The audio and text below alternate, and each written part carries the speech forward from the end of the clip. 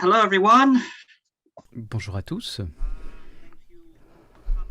Merci à tous d'être présents aujourd'hui. C'est un plaisir de pouvoir vous recevoir aujourd'hui. Je suis Catherine McAndrew. Je travaille pour l'Alliance des travailleurs agricole. C'est un réel plaisir donc de pouvoir accueillir cette conversation du jour quant au commerce international et à la souveraineté alimentaire. C'est la thématique que nous aborderons au cours de cette session. Nous allons aborder les impacts de la mondialisation sur les petites exploitations et les systèmes alimentaires, ainsi que les euh, difficultés imposées par le système capitaliste sur nos sociétés et sur nos systèmes, et également les difficultés pour atteindre la souveraineté alimentaire dans les discussions. Aujourd'hui, nous aurons Morgane Audi, membre de la coopération et coordinatrice de la Via Campesina. Donc, elle est passée des régions africaines aux régions européennes. Nous avons également avec nous Zeynal, du Surikat Bethani Indonésie. Donc c'est une union, un syndicat des travailleurs d'Indonésie. Tout d'abord, nous allons entendre les mots de Morgan et puis après nous entendrons Zainal. Nous prendrons une pause entre ces deux présentations pour des questions-réponses. Si vous avez des questions, n'hésitez pas à les poster dans la boîte questions-réponses. Morgane, vous avez la parole si vous désirez commencer. Bonjour à toutes et à tous et bonne année. Je vais parler en français.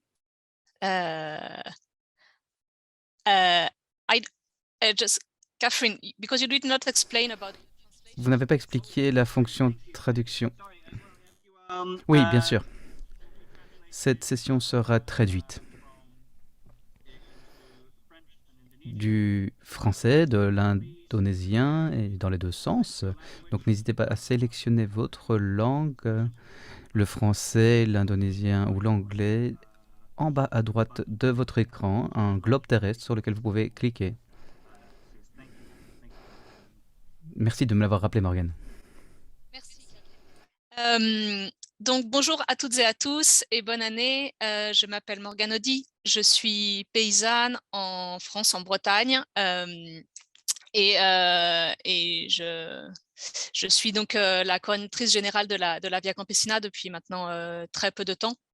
Comme l'a dit Catherine, le secrétariat international de la Via Campesina vient juste de commencer à être accueilli en Europe maintenant.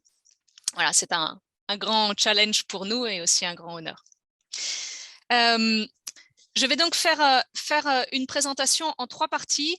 Et si vous voulez, je vais m'interrompre à la fin de chaque partie pour qu'on puisse, si vous voulez, poser des questions ou avoir des commentaires.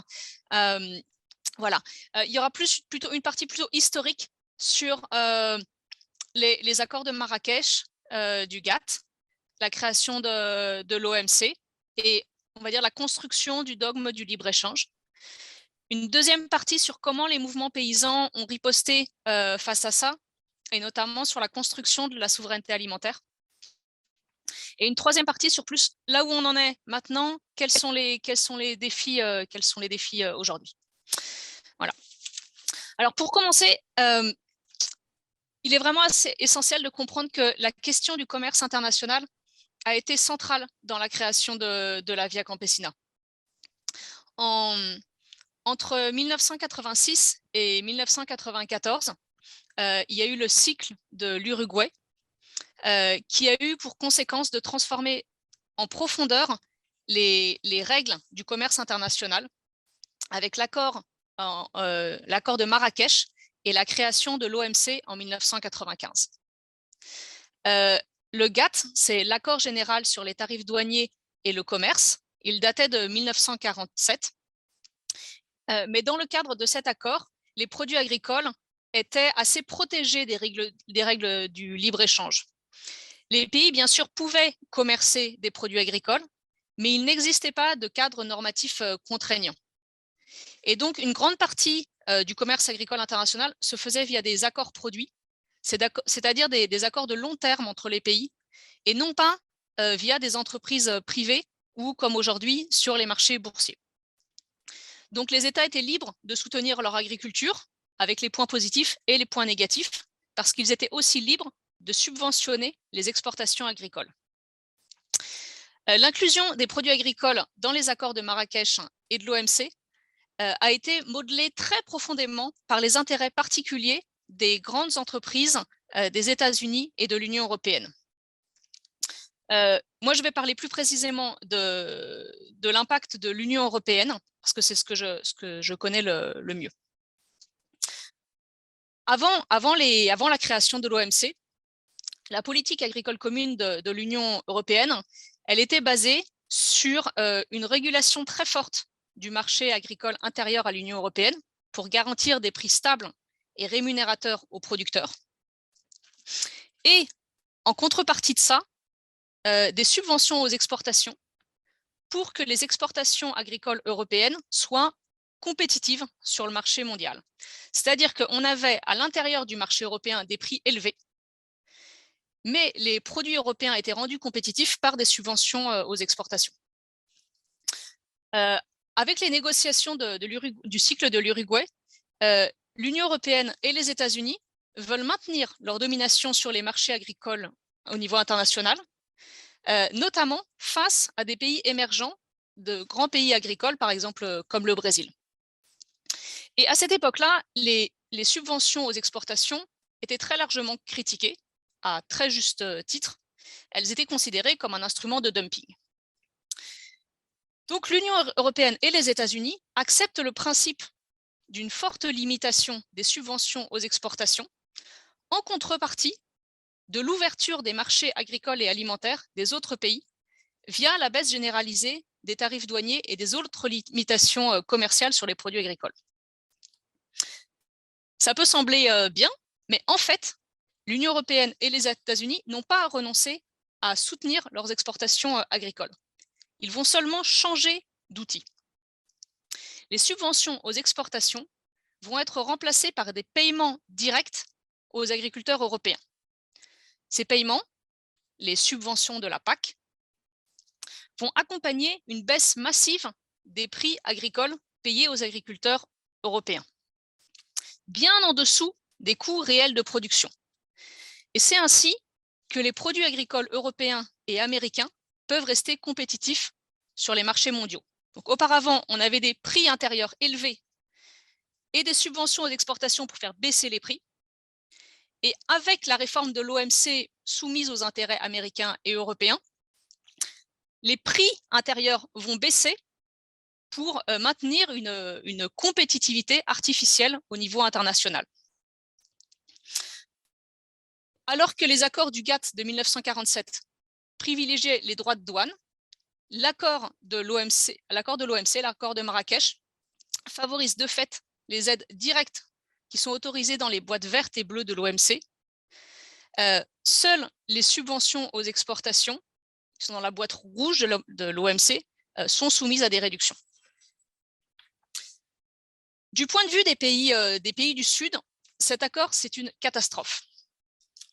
Tout d'abord parce que la réduction des droits de douane, c'est un problème pour les budgets de la plupart des États des pays pauvres.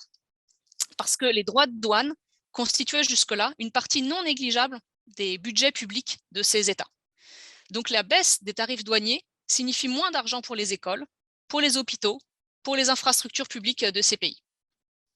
Ensuite, contrairement aux États-Unis et à l'Union européenne, les pays pauvres n'ont pas les moyens budgétaires de soutenir massivement leur agriculture. Ils sont donc soumis à un nouveau type de dumping masqué du fait de l'arrivée sur leur marché de produits agricoles importés de l'Union européenne et des États-Unis à des prix très bas. Et cette concurrence déstabilise fortement les agricultures locales de très nombreux pays, notamment en Afrique.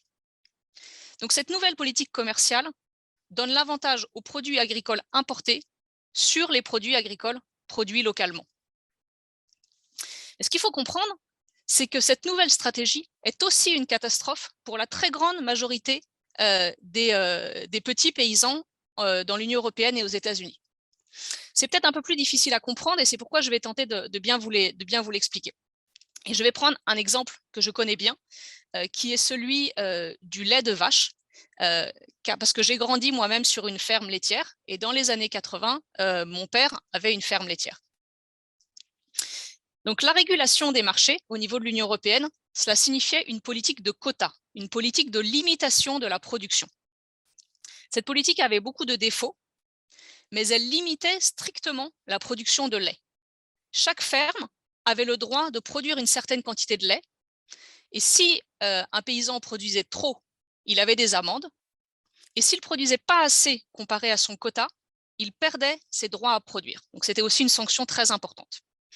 Ce système assurait que les besoins alimentaires des Européens étaient assurés, tout en limitant la surproduction. Parce que la surproduction aurait fait chuter très durement les prix et donc aurait mis à mal les revenus des petits paysans. Mais les quotas étaient construits de telle façon qu'une partie de la production était destinée à l'exportation. Et pour cela, l'Union européenne utilisait des subventions aux exportations pour baisser artificiellement le prix du lait exporté et être compétitif vis-à-vis du lait produit dans d'autres régions du monde. Donc ces quotas laitiers, cette régulation de la production a été complètement démantelée dans les années 2000, soi-disant pour répondre aux règles de l'OMC, dont on a vu qu'elle était largement modelée par l'Union européenne elle-même. Et à partir de ce moment-là, les prix du lait se sont effondrés, bien en dessous des coûts de production. Et donc, en contrepartie, les producteurs de lait ont commencé à recevoir des subventions de la PAC, sans lesquelles ils n'auraient pas pu vendre leur lait en dessous des coûts de production. Mais pour la grande majorité des producteurs de lait, et en grande partie des petits producteurs, les aides de la PAC ne compensaient pas les pertes de revenus liées à la baisse des prix. Beaucoup de petits agriculteurs ont donc cessé leur activité. Et pour pouvoir survivre, les autres ont dû s'agrandir pour produire plus et donc ainsi compenser par une hausse des volumes produits la baisse du prix du lait. Produire plus et donc travailler plus et donc perdre en qualité de vie. Pour vous donner un exemple très concret, donc dans ma famille, la ferme de mon père dans les années 80 et 90, il y avait 40 hectares pour 2 personnes, mon père et un associé à lui, donc 20 hectares chacun, avec 40 vaches laitières. Et pour avoir un revenu correct, on va dire un revenu en tout cas supérieur au seuil de pauvreté. Il y a un jeune agriculteur qui a repris sa ferme en 2000. Il était seul sur 40 hectares avec 40 vaches parce qu'il n'y aurait pas pu avoir des revenus pour 2 personnes. Et depuis 2015, il a dû prendre un autre travail à côté pour survivre. Et en 2020, la ferme a été arrêtée parce qu'il ne pouvait plus vivre de la production de lait. Voilà. Donc, en France, en 1995, il y avait 150 000 fermes laitières. Et en 2013, il en restait moins de 70 000. De plus, les aides PAC sont distribuées par hectare. Moi, à l'heure actuelle, j'ai une ferme de 1,3 hectares. Donc, je ne peux pas accéder aux aides de la PAC parce que les aides sont données par hectare. Une ferme de 100 hectares environ pourra toucher, elle, plus de 50 000 €. Cela ne signifie pas que mes voisins qui ont 100 hectares vont avoir un revenu de 50 000 €, parce que comme ils doivent vendre leur production sous le coût de production, ils vont peut-être avoir un revenu de 20 000 € à la fin, parce que la différence va compenser le fait qu'il n'y a pas assez de chiffre d'affaires sur leur ferme. Par contre, de très gros agriculteurs, mais aussi des businessmen et des entreprises agroalimentaires, touchent des millions d'euros. Et avant le Brexit, la plus grande bénéficiaire de la politique agricole commune dans l'Union européenne, c'était la reine d'Angleterre, parce qu'elle est propriétaire d'énormément de terres agricoles. Donc, la distribution des aides PAC par hectare encourage à une concentration des terres agricoles, au détriment aussi des jeunes qui veulent s'installer. Car plus l'exploitation agricole est grande, plus on touche de primes PAC. Les très grands gagnants de cette politique sont les firmes agroalimentaires et la grande distribution, qui peuvent acheter les produits agricoles en dessous des vrais coûts de production grâce aux subventions et qui peuvent ainsi plus facilement exporter vers d'autres pays grâce à la baisse des protections douanières. Il faut aussi remarquer que les contribuables européens et américains payent massivement pour subventionner la baisse des prix des produits agricoles qui profitent massivement à ces très grosses entreprises agroalimentaires. Donc là, je vous ai expliqué en fait comment s'est modelé le commerce international avec les accords de Marrakech et la création de l'Organisation mondiale du commerce en 1995. Je vais m'arrêter là pour cette première partie, parce que je comprends bien que c'est assez technique. Et si vous avez des questions ou des commentaires, et puis ensuite, je repartirai sur l'autre partie, sur la riposte paysanne et la souveraineté alimentaire. Thank you so much, Morgan. If you have any questions at this point, Des questions, des commentaires, vous pouvez les faire grâce à la boîte de discussion.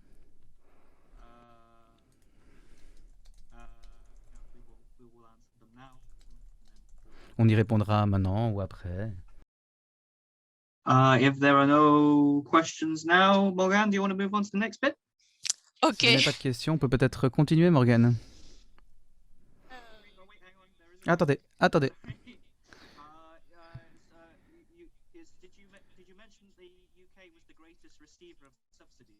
Vous avez dit que le Royaume-Uni était celui qui recevait le plus de subventions. Non, c'est pas vraiment ce que j'ai dit. Non, je parle pas des Royaumes-Unis, je parle de la reine d'Angleterre elle-même. En effet, elle est propriétaire d'énormément de terres agricoles et que les aides de la PAC sont distribuées par hectare. Elle recevait des millions de la PAC. Et aujourd'hui, c'est toujours le cas dans l'Union européenne, c'est-à-dire que les sociétés qui contrôlent des milliers ou des dizaines de milliers d'hectares reçoivent des millions au nom de la politique agricole commune. Et je vois qu'il y a une question sur le système canadien que je connais moins bien, donc on pourra en discuter ensuite. Mais au Canada, ce que je sais, c'est qu'il y avait aussi une forte politique de régulation de la production et aussi des quotas laitiers, un peu différent des quotas laitiers européens. Mais de la même façon, cette régulation de la production qui permettait d'avoir des prix agricoles rémunérateurs pour les productrices et les producteurs a été démantelée par les politiques de libre-échange et de la même façon, ça a des conséquences sociales dramatiques pour les petits producteurs au Canada.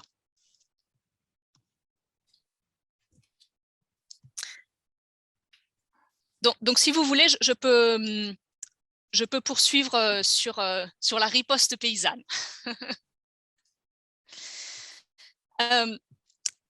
Donc, dès le début des années 90, il était très clair pour les organisations paysannes dans le monde entier que ce nouvel accord qui était négocié et le fait l'inclusion des produits agricoles dans l'ordre néolibéral allait avoir des conséquences dramatiques pour les paysannes et les paysans du monde. C'est pourquoi, dès 1992, des organisations paysannes se sont réunies au Nicaragua, à Managua, pour partager leurs inquiétudes, échanger leurs analyses et commencer à organiser une riposte. Et ensuite, il y a eu une nouvelle réunion en 1993 à Mons, en Belgique, et c'est là que la Via Campesina est née. Dans la décennie qui suit, la Via Campesina et les organisations paysannes participent massivement à toutes les mobilisations contre l'Organisation mondiale du commerce et contre le nouvel ordre capitaliste mondial fondé sur le libre-échange. Des manifestations énormes ont lieu à Seattle en 1999, à Cancun en 2003 et à Hong Kong en 2005. Notre mot d'ordre commun est l'OMC doit sortir de l'agriculture et à bas l'OMC. En 1996, lors du sommet mondial de l'alimentation à Rome, au siège de la FAO, la Via Campesina s'oppose au discours des États qui entendent promouvoir le libre-échange au nom de la sécurité alimentaire. C'est à ce moment-là que, suite à toutes ces réflexions communes qui ont eu lieu au début des années 90, que la Via Campesina décide de commencer à défendre la souveraineté alimentaire. Qu'est-ce que la souveraineté alimentaire? Qu'est-ce qu'on entend par la souveraineté alimentaire à ce moment-là? À la fin des années 90, les organisations paysannes définissent la souveraineté alimentaire comme le droit des peuples et de leurs États de décider de leur politique agricole et alimentaire, sans dumping contre les autres pays. La souveraineté alimentaire se pose donc d'emblée en opposition aux règles de l'Organisation mondiale du commerce. Il s'agit principalement d'affirmer que la protection des agricultures locales doit prévaloir sur le libre-échange et le commerce international. Et à ce stade, il est très important de dire que le commerce international des produits agricoles n'a jamais représenté une part importante dans la production agricole mondiale. Encore aujourd'hui, moins de 15% de la production agricole est vendue au niveau international. 85% de la nourriture consommée par les gens provient de leur propre pays. Cette proportion a baissé à cause de l'imposition du libre-échange, mais il est vraiment important de garder à l'esprit que l'immense majorité de la nourriture produite et consommée aujourd'hui, elle est encore produite localement et elle n'est pas commercée au niveau international. Une fois cela dit, il faut aussi dire que les règles du libre-échange changent profondément le rapport de force entre les producteurs d'alimentation, en grande majorité des femmes paysannes, des petits pêcheurs, des petits paysans, des peuples autochtones. Et de l'autre côté, les très grandes entreprises agroalimentaires. En effet, la limitation très forte de la régulation des marchés et des protections douanières signifie que les petites productrices et petits producteurs ne sont plus protégés face aux appétits des multinationales. Celles-ci peuvent imposer leurs règles, et notamment en termes de prix, et même pour les produits agricoles qui ne sont pas vendus sur les marchés internationaux. Pour reprendre l'exemple du lait que j'ai donné tout à l'heure, la baisse du prix du lait dans l'Union européenne concerne tout le lait, y compris celui qui reste à l'intérieur des frontières de l'Union européenne. Donc les accords de l'Organisation mondiale du commerce sont avant tout un outil pour les multinationales agroalimentaires pour imposer leurs conditions aux paysannes et aux paysans. Il ne s'agit pas du tout d'un conflit entre pays, comme la mise en scène comme souvent ce qui est montré dans les médias sur les négociations internationales commerciales, on laisse souvent entendre que c'est un conflit entre pays, mais c'est bien plus un conflit entre d'un côté de très grosses firmes multinationales et de l'autre les petits producteurs et petites productrices du monde entier. Face à cela, en 2007, la Via Campesina organise, avec d'autres organisations alliées, le premier forum mondial pour la souveraineté alimentaire, Nyéléni, au Mali, dans le village de Sélingué. Et c'est un moment très important parce que jusque-là, la souveraineté alimentaire était essentiellement portée par les organisations paysannes. À partir de 2007 et de ce forum, la souveraineté alimentaire devient une revendication plus large, plus inclusive vis-à-vis des autres secteurs de la société, et notamment des consommateurs pauvres.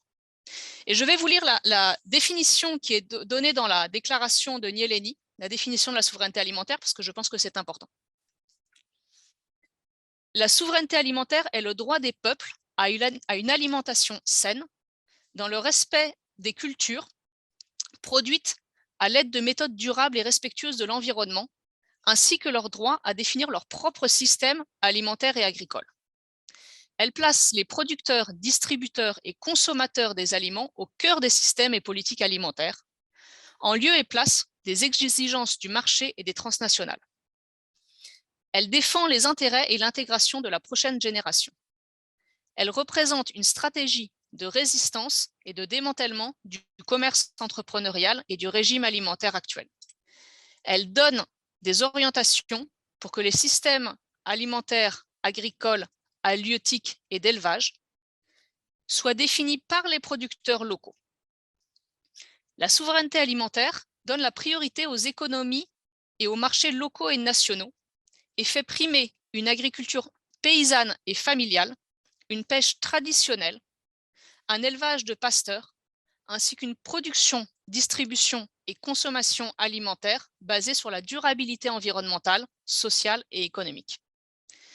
La souveraineté alimentaire promeut un commerce transparent qui garantisse le revenu juste à tous les peuples et les droits des consommateurs à contrôler leur alimentation. Elle garantit que les droits d'utiliser et de gérer nos terres, territoires, eaux, semences, bétail et biodiversité soient aux mains de celles et ceux qui produisent les aliments.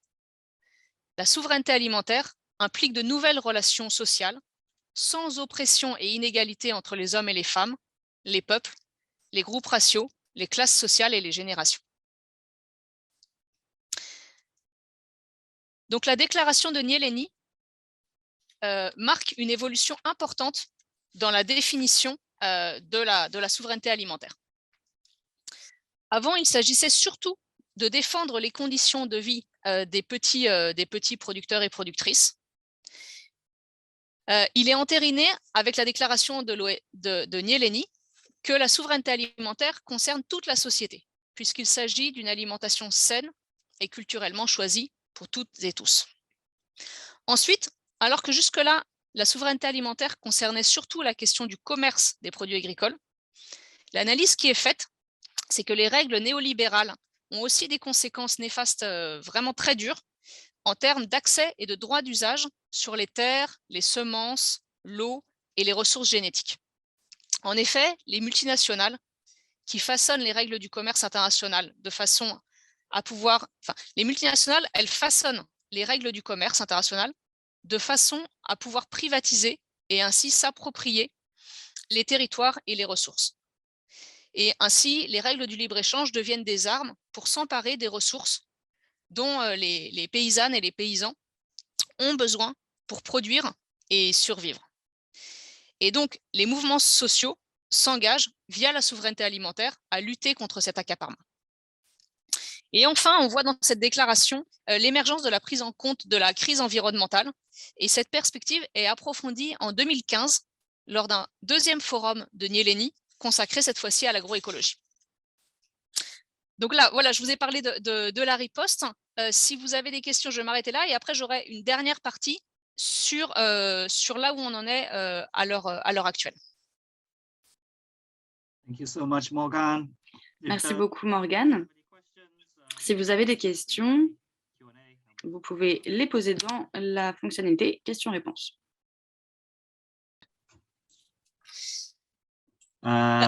Yes, let's keep going. Ok, tu peux continuer.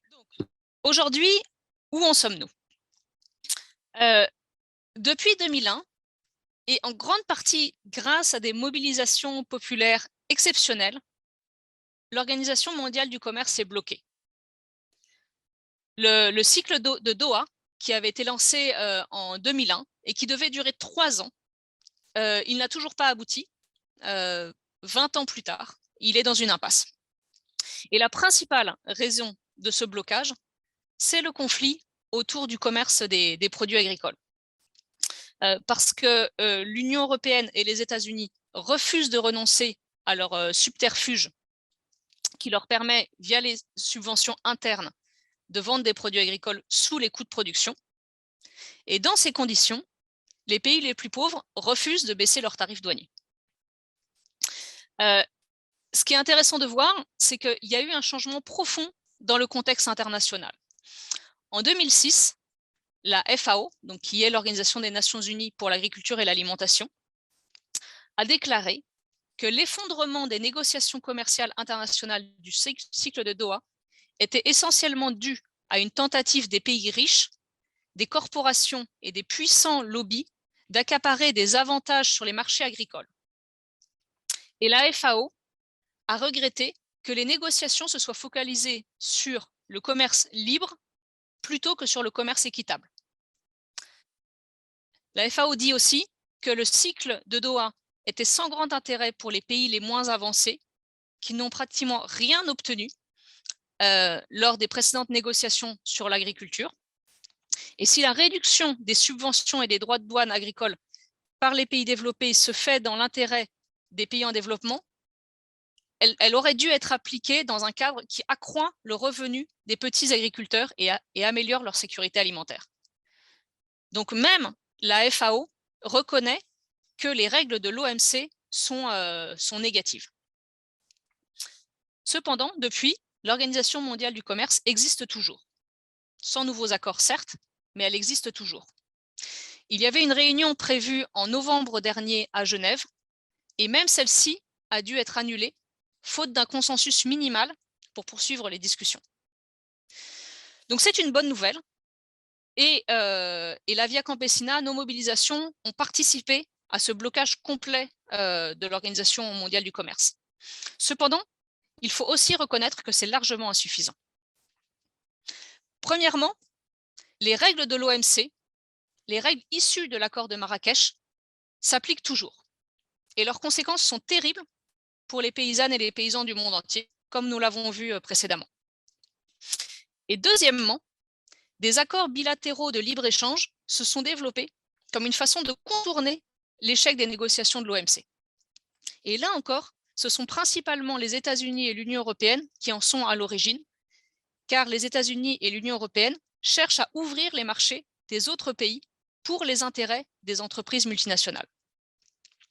Par exemple, à l'heure actuelle, l'Union européenne a des négociations pour des accords de libre-échange avec le Canada, l'Afrique du Nord, l'Amérique du Sud avec le Mercosur, l'Indonésie, le Mexique, la Corée du Sud et bien d'autres encore.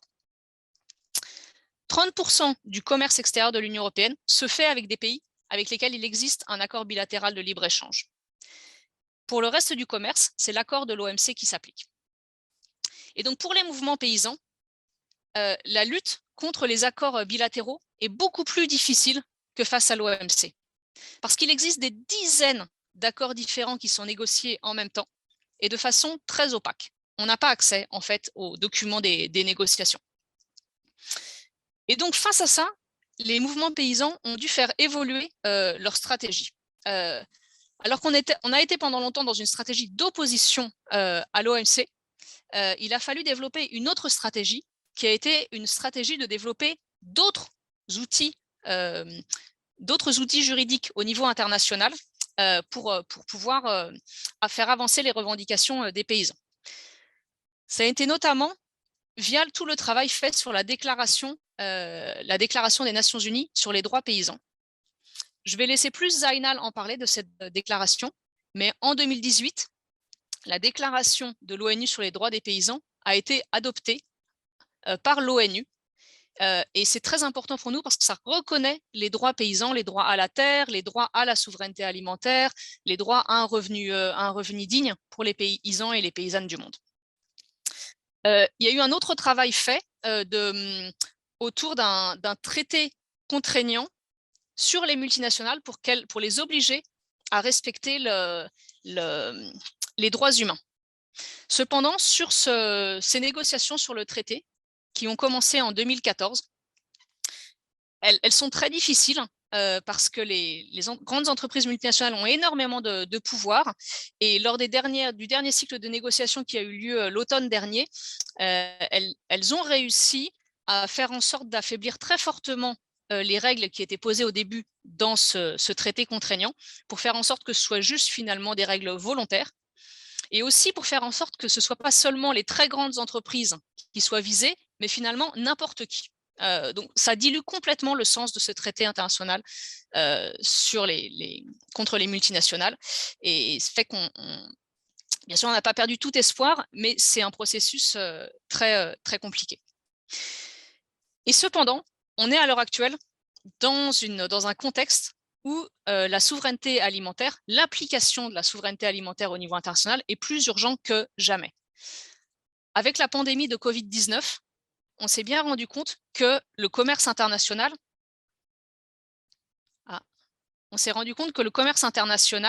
n'est pas du tout sécurisant pour l'approvisionnement alimentaire de la plupart des pays, et que ce sont les paysannes et les paysans qui produisent de l'alimentation localement qui permettent d'assurer que les personnes puissent avoir à manger.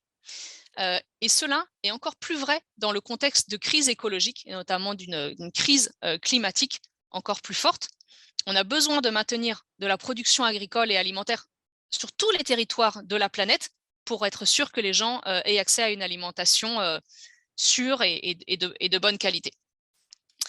Et donc, se repose à nouveau maintenant la question de la promotion d'un traité international pour la souveraineté alimentaire. C'est-à-dire que la position des organisations paysannes, c'est que nous ne sommes pas opposés au commerce international de produits agricoles, parce qu'on ne peut pas tout produire partout, mais la priorité doit être donnée toujours à la production locale et à la défense des petites productrices et des petits producteurs partout dans le monde. Et aussi au fait que les peuples doivent pouvoir choisir leur alimentation, que les choix peuvent être différents, mais on ne peut pas se faire imposer par le dogme du libre-échange l'alimentation. Et donc, avec la crise du Covid, avec la crise écologique, on est dans un contexte très particulier, aussi où le poids des mouvements sociaux dans la crise du Covid, on voit que c'est très compliqué, on ne peut pas se réunir, les mobilisations sont beaucoup plus compliquées, à un moment où plus que jamais, on a besoin de mettre la pression pour faire en sorte, pour limiter le pouvoir des multinationales et imposer le droit à la souveraineté alimentaire partout dans le monde.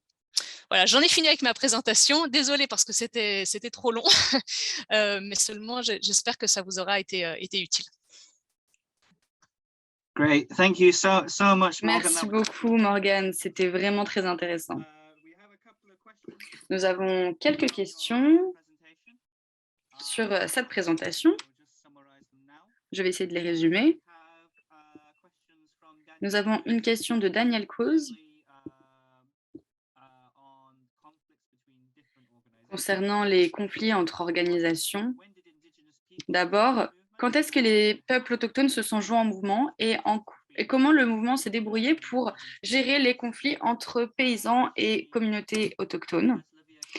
Et comment est-ce que la Via Campesina a géré les conflits entre différentes organisations agricoles qui sont plus riches et d'autres qui adhèrent au système capitaliste agricole? Est-ce que vous avez des exemples nationaux à nous donner?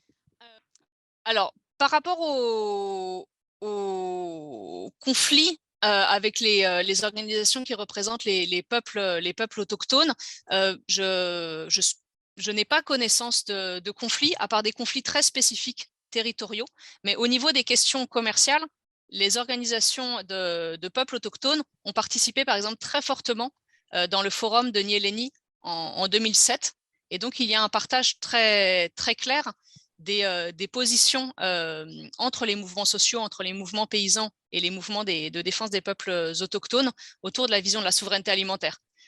Cela dit, il y a localement des endroits où il y a des conflits, notamment sur des conflits de territoire entre des organisations paysannes et des organisations de peuples autochtones. J'ai notamment en tête des cas au Mexique où il y a des conflits sur l'usage des terres. Donc ça, c'est une chose. L'autre chose, c'est par rapport aux autres organisations agricoles. La Via Campesina est très fortement opposée à une autre organisation agricole qui s'appelait la FIPA il y a quelque temps et qui a changé de nom et qui maintenant s'appelle l'Organisation mondiale des agriculteurs et qui défend les intérêts des grands agriculteurs et des firmes agro-exportatrices.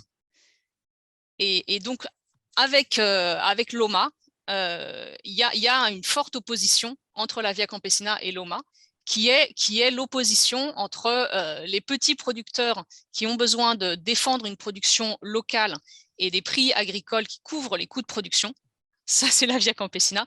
Et face à nous, l'Organisation mondiale des agriculteurs, qui défend finalement l'accaparement des ressources agricoles et des marchés agricoles par une poignée de très gros agriculteurs. Et il y a une troisième force qui s'est créée, qui est le Forum rural mondial, qui est dans une position un peu entre les deux. Parfois, ils sont plus proches de la Via Campesina et parfois plus proches de l'OMA. On va dire que le Forum rural mondial, on va dire, ils sont plutôt sur des positions de défense des petits producteurs, mais sans remettre en cause le capitalisme. Voilà, j'espère que mes réponses ont été claires. Thank you so much, Morgan. I'm just going to suggest that we break for 5 minutes. Merci beaucoup, Morgan. Je propose que nous prenions une pause de 5 minutes, parce que j'ai l'impression, on m'a informé que certaines personnes voulaient une pause, et après ces 5 minutes, nous reprendrons avec la contribution de Zainal. Et nous aurons, j'espère, le temps à la fin de répondre à d'autres questions. Donc, nous nous revoyons dans 5 minutes, avant de passer à la partie suivante. Hello everyone. Hi. Just getting started again. Bonjour à tous à nouveau, on va reprendre. Donc, avant d'entendre Zainal, on m'a demandé de montrer une vidéo quant à la mobilisation à Hong Kong. En 2005, Morgan en a parlé dans sa présentation d'ailleurs. Je ne sais pas si l'image venait d'être coupée ou peu fluide. Je vais également partager le lien de la vidéo dans la boîte de discussion si vous désirez la voir par vous-même. Ok, donnez-moi une seconde.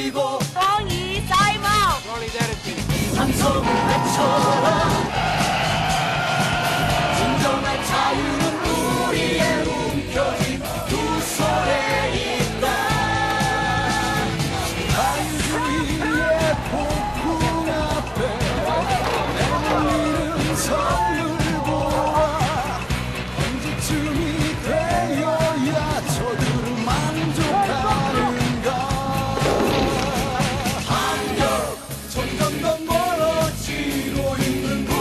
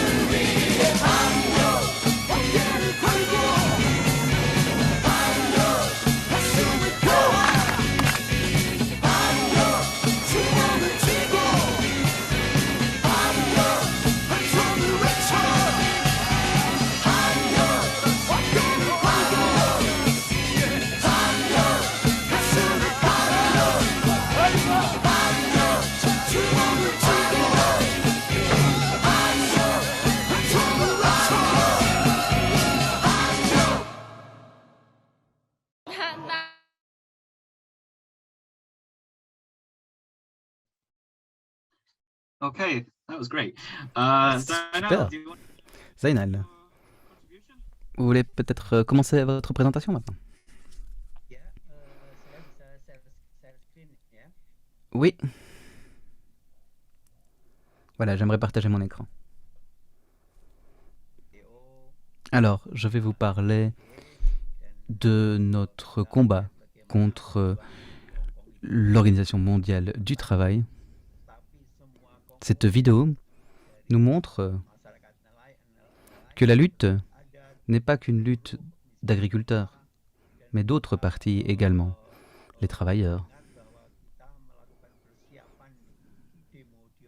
les pêcheurs. Nous avons préparé ce mouvement pendant une année afin de renforcer notre lutte. Ce mouvement a été inspiré par les incidents en Corée. Donc, je voulais vous montrer le processus depuis 2004 à 2019. Nous avons donc combattu l'OMC en 2021, en septembre. Nous avons eu une manifestation virtuelle contre l'OMC. Nous savons que le défi ne fait que grandir.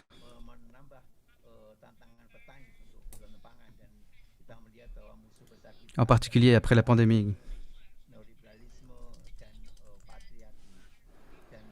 Les paysans en ont souffert.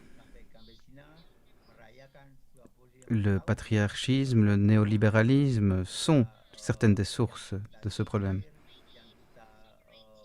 Le mois dernier, nous avons célébré le mois de la souveraineté alimentaire.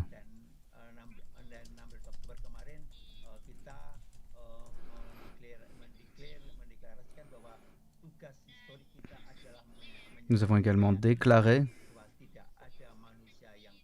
que notre rôle est de convaincre les personnes du fait que certaines personnes souffrent de la faim.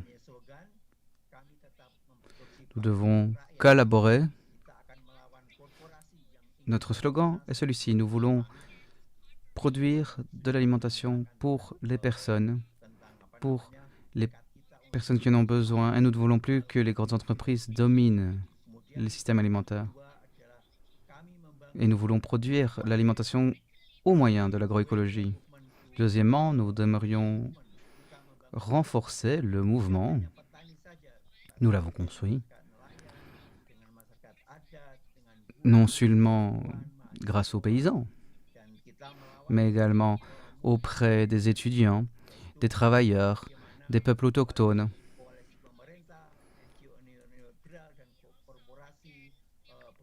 Nous sommes contre le néolibéralisme, les entreprises, les gouvernements qui désirent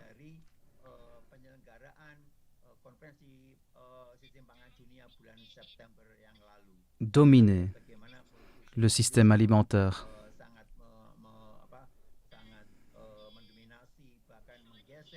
Vous pouvez voir ici que les systèmes avec plusieurs acteurs majeurs ont dominé depuis un certain temps et nous voulons le changer, ce système qui est dirigé par les grandes entreprises. Voici différentes photos ici de paysans indonésiens organisés en syndicats.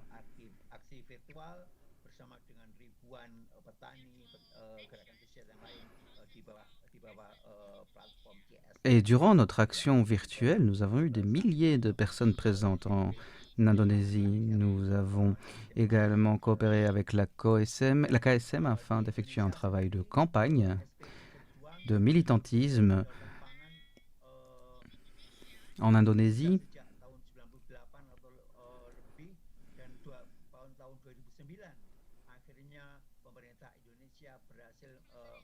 Depuis 2009, le gouvernement a appliqué avec succès un nouveau système pour y mettre en place la défense de la souveraineté alimentaire. Et une loi pour la souveraineté alimentaire a également été proposée.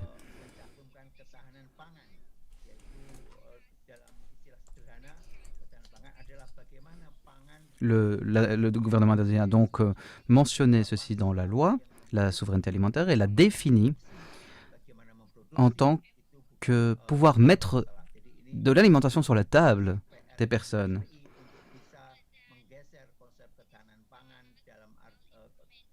Cependant, il y a un problème, cette loi n'est pas bien mise en œuvre.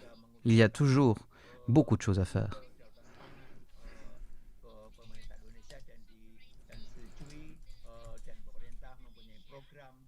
Nous avons également proposé des définitions de la souveraineté alimentaire à notre gouvernement. Et le gouvernement a proposé 9000 hectares à des personnes pauvres de terre. Et le syndicat des paysans indonésiens est devenu un des membres du gouvernement, de l'équipe gouvernementale qui s'occupe de la distribution de ces terres.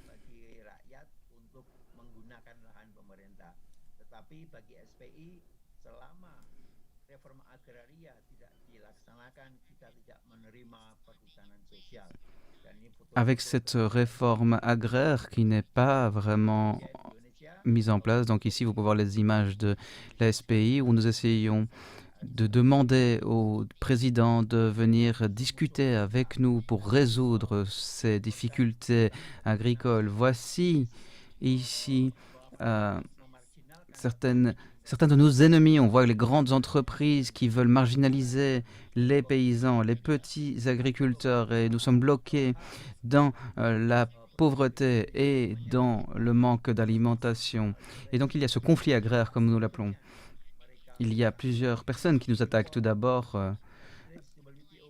l'aspect de la monopolisation des semences, l'utilisation d'OGM, et la biofortification également. Ensuite, il y a également d'autres attaques qui nous viennent du libre-échange avec différents accords, des accords de libre-échange, tels que vous pouvez voir ici, même si ce sont des accords qui sont régionaux ou bilatéraux.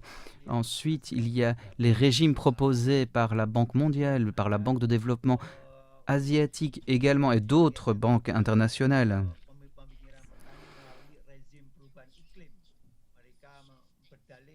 Par ailleurs, il y a également un changement de régime avec les changements climatiques. Ils nous disent qu'ils essayent de proposer une agriculture qui s'appuie sur la nature, qui défend le climat, mais en réalité, ce n'est qu'une nouvelle excuse pour eux afin de s'accaparer d'autant plus de terres. Et de ressources forestières qui sont normalement aux mains des peuples autochtones. Donc c'est quelque chose qu'on peut voir en Thaïlande, en Afrique et dans d'autres pays. Ensuite, il y a également la numérisation de l'agriculture, en particulier en ce qui concerne le domaine des semences, des terres et de la distribution alimentaire. C'est vraiment quelque chose qui est aux mains des grandes entreprises. Ensuite, il y a le sommet alimentaire des Nations Unies qui a recommandé en 2021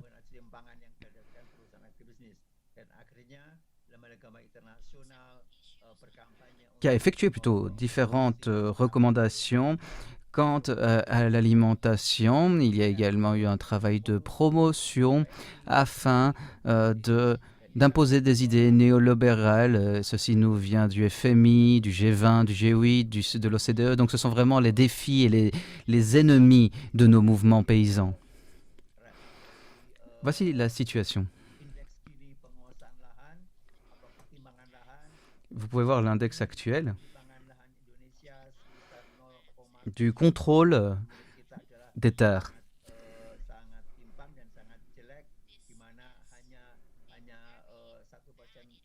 Vous pouvez voir qu'il y a des inégalités très élevées. Il n'y a qu'1% des personnes en Indonésie qui possèdent 70% des terres en Indonésie. Et vous pouvez voir également, avec le dernier recensement agricole, que les petits agriculteurs en Indonésie, c'est-à-dire qui possèdent 0,5 hectares, cela représente 16 millions de foyers. C'est pourquoi, en tant que membre de la Via Campesina, nous essayons d'amplifier la réforme agraire. Donc voici le conflit agricole que nous avons connu l'année dernière, en 2021, avec 104 cas de conflits agricoles dans de nombreuses régions en Indonésie. Et ceci a causé la mort de 8 personnes. Et 62 personnes font face à une criminalisation. D'ailleurs, plus de 100 personnes sont face aux tribunaux. Nous savons que les données que nous avons pu regrouper avec la SPI, nous voyons ces photos, par exemple, avec les membres de la SPI qui ont été mis en prison ou qui ont subi des violences de la part des forces militaires ou de police. Voici un de nos membres qui a voulu lutter contre une des filiales de Michelin, une entreprise française qui travaille sur les caoutchoucs. Et donc cela se passait dans une plantation de caoutchouc. Alors ici, vous pouvez voir différentes photos plutôt sur la criminalisation des agriculteurs par les grandes entreprises en 2019-2010. Vous pouvez voir également ici une manifestation de la SPI. Et vous pouvez voir également ici ce livre, un livre qui explique l'histoire de la SPI et d'autres mouvements qui ont pour but de changer les réglementations liées aux graines. Alors ici, vous pouvez voir l'accord en Indonésie, mais également d'autres accords internationaux. Bien sûr, c'est une menace pour nous. C'est pourquoi ils continuent à marginaliser les paysans en Indonésie. C'est d'ailleurs quelque chose qui est lié à l'OMC. L'OMC, même malgré la pandémie, continue à essayer de pousser cela. Avec la loi pour l'alimentation et la loi pour le pouvoir aux paysans,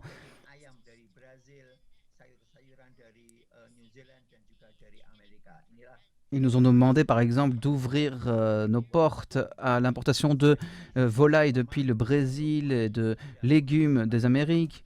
Et ça, c'est l'OMC qui le veut, alors que nous sommes dans une position faible à cause de la pandémie. Donc voilà notre SPI avec notre travail au sein de la Via Campesina. Nous travaillons auprès des outils de production, la réforme agricole au niveau de la petite échelle, en combattant les entreprises de grande échelle avec des modèles agroécologiques afin de lutter pour éviter l'agriculture robotisée, les produits chimiques. Alors, en ce qui concerne les modèles de distribution, nous voulons utiliser les réseaux locaux. Ensuite, nous essayons de mettre en place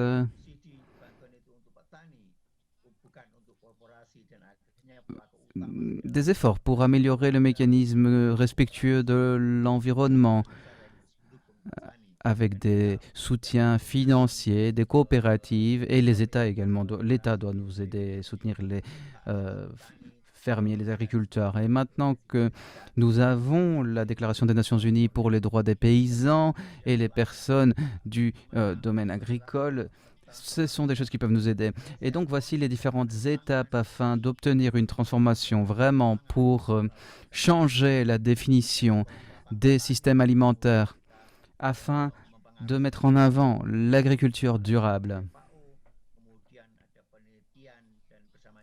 Voici nos différents objectifs. Nous voulons créer des écoles, un réseau des travaux de recherche également. Et nous voulons tenir le 3e Forum Nyéléni en 2023. Morgane en a parlé. Elle a parlé du forum de 2007 et il y a également eu celui de 2015. Et donc, nous aimerions organiser ce forum Nyéléni de 2023 puisque nous avons de plus en plus d'ennemis. Ensuite, nous avons un programme paysan à paysan. Ils doivent pouvoir partager leurs connaissances et nous avons besoin d'une belle communication parce que nous le savons, l'OMC nous met au défi. Elle nous demande de prouver que l'agroécologie et que l'agriculture familiale est une réelle réponse aux défis climatiques. C'est pourquoi nous devons produire plus de nutrition, une meilleure nutrition, un meilleur environnement. C'est notre réel défi aujourd'hui. Voici certaines de nos actions de lutte contre l'OMC. En novembre 2021, la SPI s'est organisée auprès d'autres réseaux et nous avons fait une manifestation devant le ministre du Commerce et devant l'ambassade suisse à Jakarta. Vous pouvez voir ici l'action virtuelle de la Via Campesina.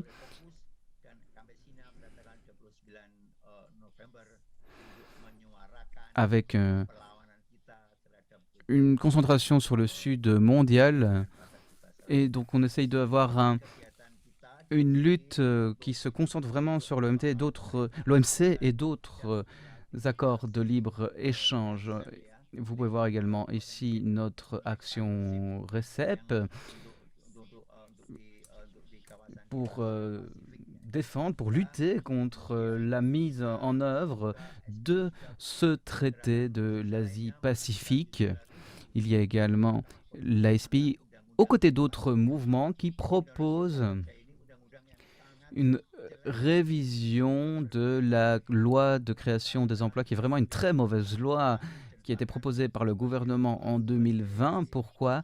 Eh bien, car elle ne prend pas en compte les paysans. C'est juste un moyen pour eux de remplir, de répondre aux demandes de l'OMC.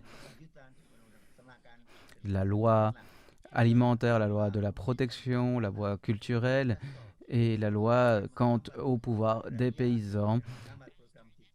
Et en fait, tout ceci ne sert qu'à donner des terres aux investisseurs, ce qui va mettre à mal la réforme agricole. Donc nous travaillons ensemble pour présenter un cas devant la Cour constitutionnelle. Et nous pensons que cette loi de création des emplois devrait être annulée. Le gouvernement doit y revenir et avoir une loi qui est juste pour les paysans, pour les peuples.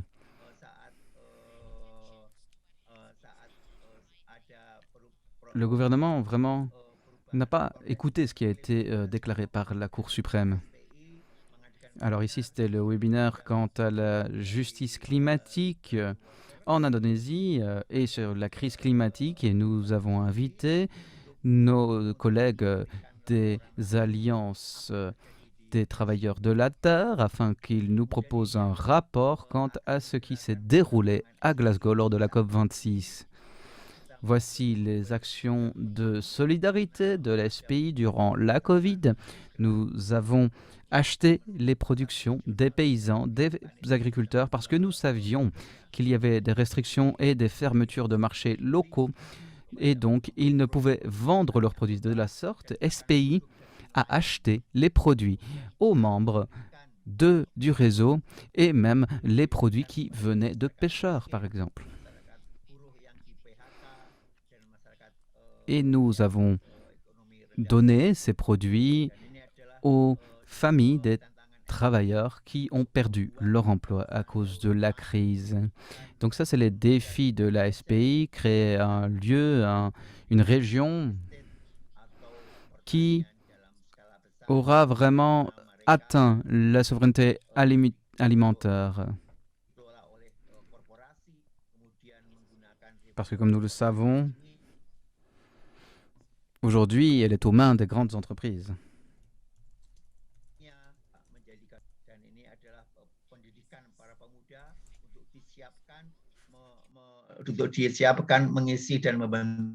Ici, nous pouvons voir des initiatives mises en place par nos jeunes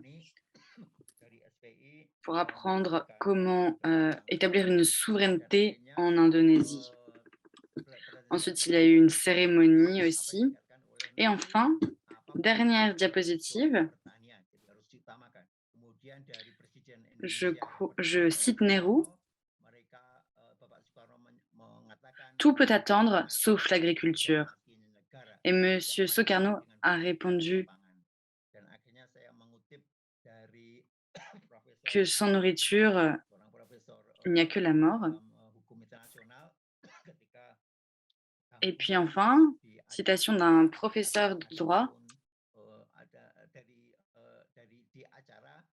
nous l'avons invité à un de nos événements.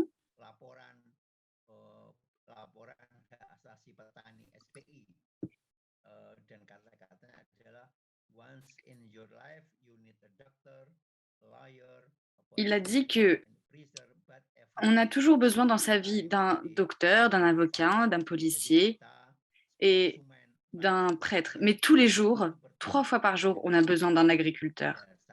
Donc en tant que consommateur, en tant que personne, nous avons besoin des agriculteurs. C'est tout ce que j'avais à dire. Merci Catherine, merci pour cette opportunité et je vous envoie toutes mes salutations à tous. Merci beaucoup, c'était vraiment très intéressant. Nous avons encore un peu de temps. Des questions? Je crois que nous avons environ 3 questions. Une de Nora qui dit la chose suivante. Elle demande ce qu'il en est de la reconnaissance et du soutien aux démarchés territoriaux en tant qu'alternative au commerce international. Et elle demande aussi dans quel espace les petits producteurs ont la possibilité de s'exprimer. Morgane? Oui, merci et bonjour Nora. Sur le traité, sur les marchés territoriaux, c'est une proposition de traité qui a été faite par le rapporteur spécial des Nations Unies pour le droit à l'alimentation et qui est une proposition intéressante, mais qui nous semble pas suffisante par rapport aux enjeux généraux. Le risque, en se focalisant uniquement sur les marchés territoriaux, c'est de se limiter à une partie de l'alimentation. Or, les paysannes et les paysans, nous voulons pouvoir faire ce que nous faisons à l'heure actuelle, c'est-à-dire nourrir la totalité de la population. Et ça veut dire également aller sur les marchés, les chaînes d'alimentation plus longues. Il y a aussi une partie des paysannes et des paysans qui vendent à des industries de transformation qui ensuite revendent leur production. Et on ne peut pas mettre de côté ces producteurs-là en disant on ne va s'occuper que des producteurs qui font des circuits courts. Voilà. Mais par contre, la réflexion autour d'un traité plus général sur la souveraineté alimentaire, ça c'est une des choses intéressantes.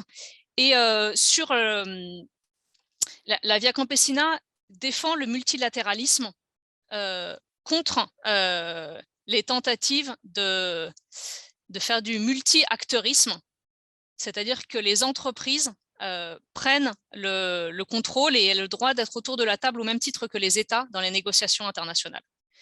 Et c'est pour ça que nous soutenons la FAO en tant qu'institution et le fait que les États soient responsables devant leur population et que du coup les grandes entreprises multinationales, elles n'ont pas les mêmes responsabilités vis-à-vis des populations et donc elles ne peuvent pas avoir les mêmes droits dans les négociations.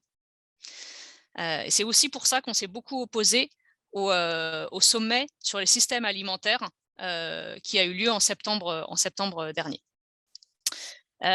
Cependant, il y a un problème important au niveau du Comité pour la sécurité alimentaire de l'ONU, qui est une institution qui, en tant que telle, nous soutenons, c'est que le Comité pour la sécurité alimentaire ne se donne pas le droit de traiter les questions commerciales.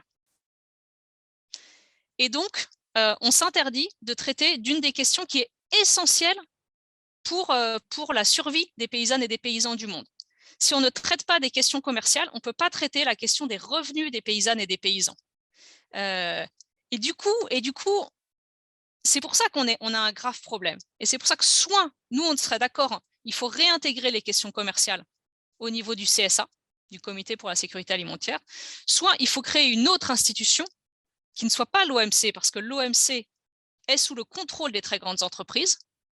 Il faudrait créer une autre institution pour défendre la souveraineté alimentaire. Voilà, merci beaucoup. Okay, we just have Très bien. Nous avons une autre question de la part de Daniel Gross qui s'adresse à Zainal. En quoi le discours sur la souveraineté alimentaire a été reçu par l'Indonésie. Par exemple, en Amérique latine, il y a cette idée du bien vivre. Est-ce que quelque chose de similaire a eu lieu en Indonésie? Terima kasih, Catherine. Terkait dengan pertanyaan dari Daniel Gus tadi ya, terkait dengan kedaulatan pangan dan juga Merci. bisa disambungkan dengan masyarakat adat. Pour ce qui est de la souveraineté alimentaire, Terkait dengan bagaimana kita bisa bekerjasama dengan masyarakat adat dalam gerakan kedaulatan comment pangan. pouvons-nous Ya, coopérer? pertama, dalam proses negosiasi hak asasi petani atau UNDROP, kita bekerja sama juga, dibantu juga atau berjuang bersama organisasi masyarakat adat di Geneva. Jadi kita bekerja sama dengan masyarakat adat AITC ya, AITC, kemudian kita juga bersama dengan paseralis, kemudian dengan L'interprète vous prie de l'excuser, mais il ne semble pas y avoir d'interprétation en anglais. Untuk asasi petani dan masyarakat yang bekerja di perdesaan. Jadi ini suatu kombinasi gerakan bersama. Dan gerakan ini tidak hanya pada negosiasi UNDROP, tapi juga C'est un mouvement commun. Il ne s'agit pas seulement de la négociation de l'UNDROP et pas seulement de l'IPC.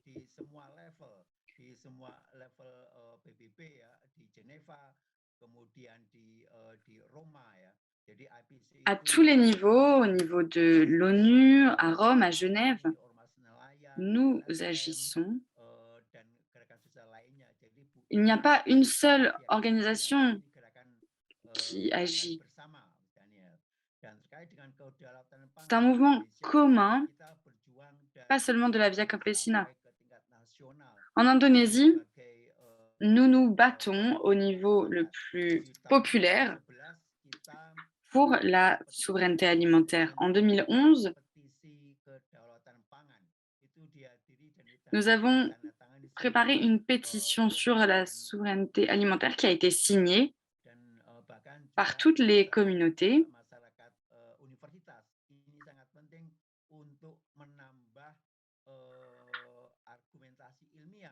Même les professeurs d'université nous ont rejoints et nous ont soutenus grâce à des données scientifiques. Pour ce qui est des marchés territoriaux, nous pensons sincèrement que ces marchés devraient prendre la forme d'un endroit où la demande et l'offre peuvent se rejoindre, où les communautés peuvent vendre leurs produits et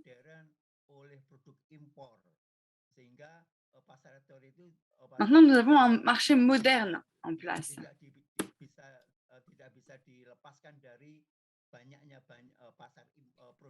Les marchés territoriaux ne peuvent pas être à part.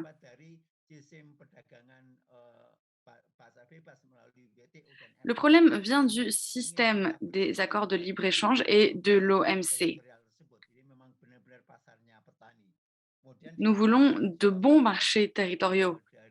Nous voulons des marchés pour les agriculteurs. Autre question concernant l'UNDROP, nous savons que le Royaume-Uni est l'un des pays qui refuse de mettre en place l'UNDROP, avec l'Australie et le Canada également. Et puis, les Nations Unies ont pris une décision commune.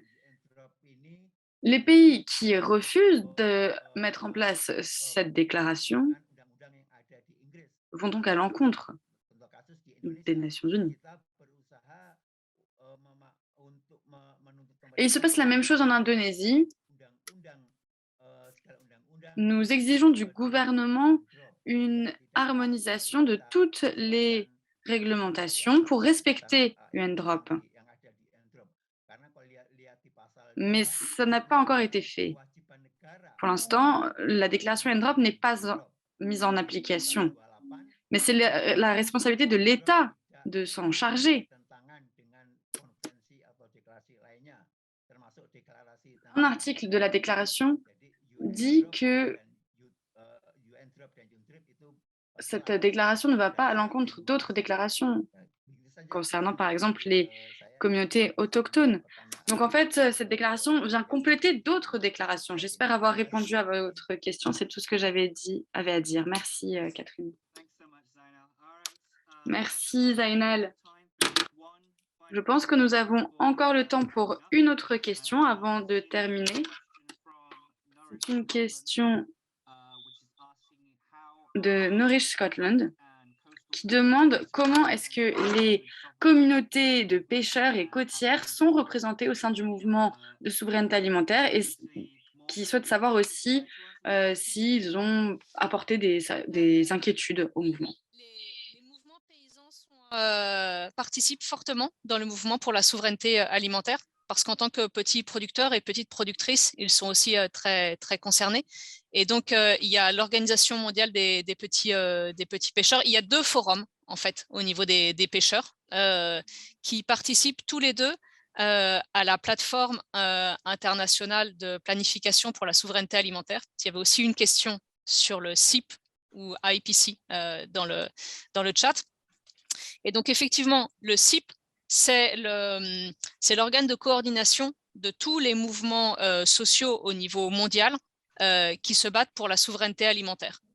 Et donc, il y a les organisations paysannes, mais il y a aussi des organisations de pêcheurs, des organisations de consommateurs, des organisations environnementales, des organisations des peuples autochtones, et avec un fort soutien des ONG qui participent à ce travail aussi.